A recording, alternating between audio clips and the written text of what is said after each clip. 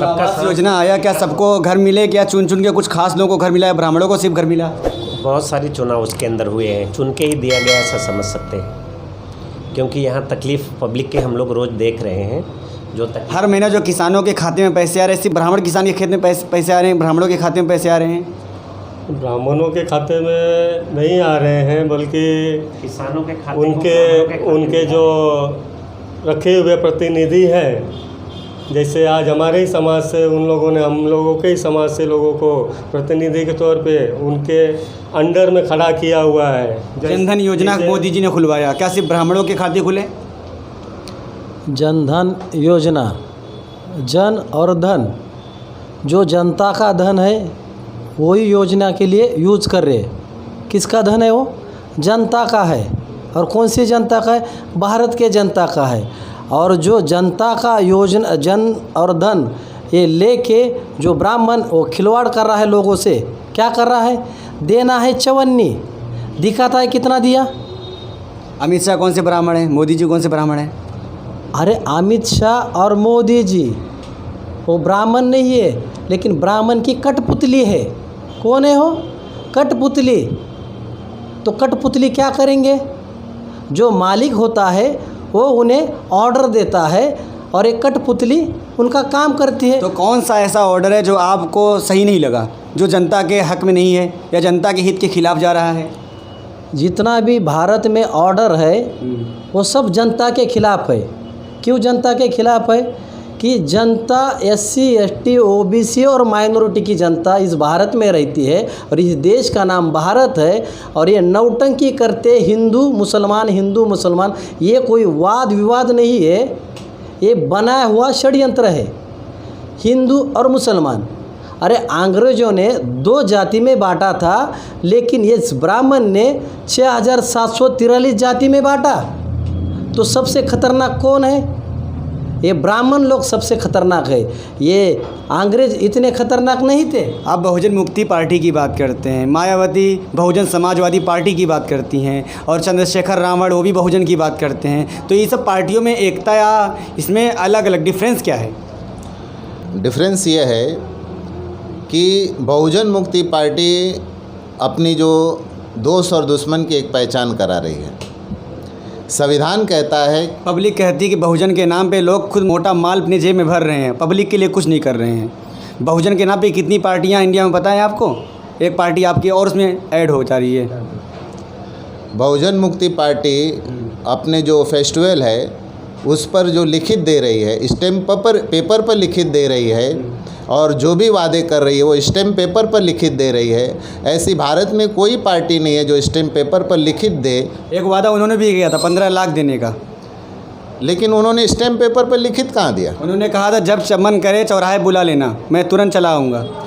तो चौराहे पर बुलाते हैं तो कहाँ नहीं आते? आप बुलाइए, बिल्कुल आएंगे। तो रही है, बुला रहे हैं कि हमारा हक और अधिकार दीजिए। बिल्कुल, वो गए थे, हर जगह गए हैं। नहीं गए। जहाँ बुलाया पब्लिक ने वहाँ गए हैं वो। तो 15 लाख खाते में क्यों नहीं आए?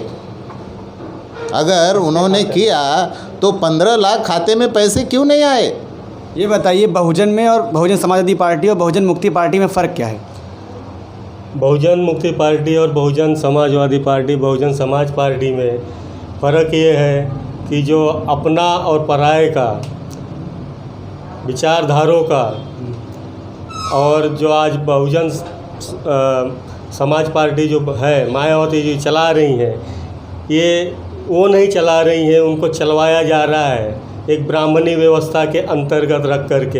एक ब्राह्मण उनके ऊपर बैठ करके उस पार्टी को चला रहा है। जो विचारधारा से बहन मायावती जी 4 बार प्रदेश की मुख्यमंत्री बनी, वो बहुजन के लोग वोट के बलबूते पे बनी, और लास्ट में आकर के उन्होंने जिसके विरोध में मान्यवर काशीराम जी ने ये पार्टी बनाई, ये समाज नारा दिया, समाज को जोड़ा, उस चीज़ को जो काशीराम जी ने विरोध किया जिसका, उन्हीं को लेकर बाजू में बिठाया मायावती जी ने और अपना वजूद खो दिया। आज वो जीरो हो गई है भारत में। आने वाले समय पे न वो रहेंगी न उनकी पार्टी रहेगी। ये काम ब्राह्मणों ने किया है। कह रहे हैं कि आने वाले समय में बहुजन समाजवादी पार्टी की जो मायावती जी हैं जो कई बार मुख्यमंत्री रह चुकी उत्तर प्रदेश में, वो ज़ीरो हो जाएंगी? देखिए, अभी इस बार जो इलेक्शन हुआ था तो उसमें जीरो होए गए थे। इस चीज़ से लगता है कि अगर कहीं न कहीं लोग बहुजन समाज के लोग उनसे खफा, चुनाव हारना जीतना तो लगा रहता है, इससे कैसे कह सकते हैं कि आप ज़ीरो हो जाएंगे? चुनाव हार नहीं खफा हैं इसीलिए तो जीरो हुए। और दूसरा कारण एक तो ईवीएम का, वो तो कह रहे हैं कि हिंदू मुसलमान का जोर इतना पकड़ा, इसी में वो हार गई। हाँ, लेकिन वही तो बात है। एक्चुअली हिंदू मुसलमान को ही एक करना है, हटाना है, ये सपना है लोगों का। इंसान है तो इंसान की तरह। अच्छा, अगर आप उनको ब्लेम देते कि हिंदू मुसलमान वो करते हैं, आप भी तो राजनीति कर रहे हैं जाति पाति के नाम पे। आप भी तो 90 और 10 की बात करते हैं। पहले हम 80-20 करते हैं, आप 90-10 की बात करते हैं। पहले हम लोग इंसान की बात करते हैं, और जातिवादी में पहली चीज़ तो लड़ाने का काम बिल्कुल ही नहीं करते हैं। गरीब का नाम ही बहुजन है, ना कि वो कोई जाति है। हर आदमी वो गरीब है, जो गरीब है वो बहुजन है। आपके ही ख्याल के हैं बिहार के एजुकेशन मिनिस्टर, पता ही होगा आपको, उन्होंने रामचरितमानस की प्रतियां जला दी। उन्होंने कहा कि ये जो किताब है ये दलितों को, पिछड़ों को, और जैसा आपने कहा ओबीसी एसटी सबके खिलाफ बातें करती है, इसमें स्त्रियों के खिलाफ बातें लिखी गई हैं, इसलिए इसको जला देना चाहिए और इसे ख़त्म कर देना चाहिए हिंदुस्तान से। ये पहले तो आपने जो हिंदुस्तान शब्द यूज किया है, ये कोई संवैधानिक शब्द और मान्यता प्राप्त शब्द है नहीं। हिंदुस्तान कोई राज्य, देश या कोई चीज़ नहीं है। हिंदुस्तान कहना बंद करिए। हम आज भारत में रहते हैं, भारत दैट इज़ इंडिया, जो संविधान में पहले ही बाबा साहब अम्बेडकर ने लिखा है, we the people of India. हाँ, और इस भारत में रहने वाले हम सभी लोग संविधान के जितने भी आर्टिकल हैं उसके हकदार हैं, और उस हक को आज यहाँ पे उसी बाबा साहब की किताब में लिखा है सभी धर्मों की किताबों का सम्मान किया जाएगा। आप सम्मान कर रहे हैं, आप तो जला रहे हैं। आप कह रहे हैं कि ब्राह्मणों को यहाँ से हटा देना है, ये यहाँ के लोग है ही नहीं।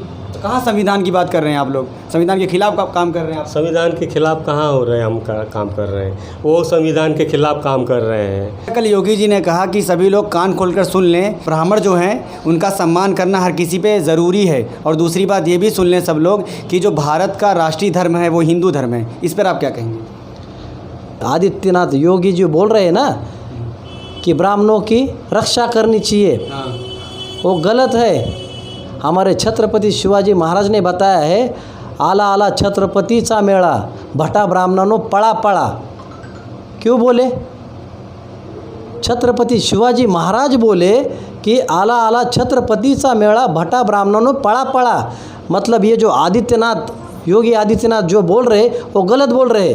हमारे महापुरुषों के हम सुनेंगे या योगी आदित्यनाथ की सुनेंगे? वो मुख्यमंत्री हैं यूपी के। मुख्यमंत्री हैं तो क्या संविधान के बाहर जाएंगे? जो भारत का राष्ट्रीय धर्म है वो सनातन धर्म है, और भारत का जो राष्ट्रीय मंदिर है वो राम मंदिर है। और भारतवासियों को, भारत में रहने वालों को ब्राह्मणों की रक्षा करना चाहिए और मस्ट है, ज़रूरी करार दिया उन्होंने कल। और नहीं करने वालों पर उन्होंने कहा कार्रवाई की बात की है।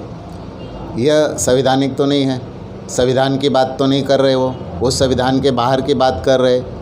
और संविधान के बाहर की बात कर रहे हैं तो उसको हम मानने वाले नहीं हैं, क्योंकि भारत का ब्राह्मण ही नहीं, भारत का हर नागरिक सम्मान करने के अधिकार का है। संविधान उसको कहता है सभी को सम्मान देना चाहिए, सबको समानता का अधिकार होना चाहिए, सभी को स्वतंत्रता का अधिकार होना चाहिए, सभी के अंदर बंधु भाव का अधिकार होना चाहिए। संविधान मानता है, लेकिन एक आदमी को पर्टिकुलर ब्राह्मणों को ही उसका सम्मान करना चाहिए, यह संविधान के विरोध में है और यह मनुस्मृति की बात कर रहे हैं। क्या ब्राह्मणों का सम्मान नहीं करना चाहिए? मेरे हिसाब से तो हर इंसान, चाहे वो ब्राह्मण हो, चाहे वो किसी जाति का हो, चाहे किसी भी चीज़ का हो, किसी भी धर्म को मानने भारत के एक स्टेट के चीफ मिनिस्टर का बयान चाहिए। सबका सम्मान समान रूप से करना चाहिए। उसमें ब्राह्मण हमारे लिए कोई विशेष मायने नहीं रखता, क्योंकि इंसान वो भी है, इंसान मैं भी हूँ। जैसे वो पैदा हुआ वैसे मैं पैदा हुआ, जैसे वो आकर के मरता है वैसे हम भी मरने वाले हैं, और सब कुछ यहाँ पर छोड़कर जाने वाले हैं। जो जिसके लिए वो मार काट फैला रहे हैं, जिसके लिए राजनीति कर रहे हैं, या आपस में भेदभाव फैलाकर। अच्छा, ये बताइए, अपने लोगों को किस तरह आगाह कर रहे हैं इस चीज़ से? लोगों को, अपने लोगों को कैसे अवेयर करते हैं संविधान के प्रति? संविधान समता, स्वतंत्रता, बंधुता और न्याय पर आधारित है। सबको समान अधिकार मिलना चाहिए। हर इंसान को समान अधिकार संविधान देने के बाद भी जो बीजेपी हिंदू मुस्लिम का जो षड्यंत्र करके जो दंगे लगाने का कार्य करती है, वह उससे क्या होता है, उससे हिंदू मुस्लिम करने से बांटने का काम वो कर रही है। हम बांटने का काम नहीं कर रहे हैं, बल्कि हम उनको जोड़ने का कार्य कर रहे हैं और इस वजह से हम संविधान की रक्षा कर रहे हैं और लोकतंत्र की रक्षा।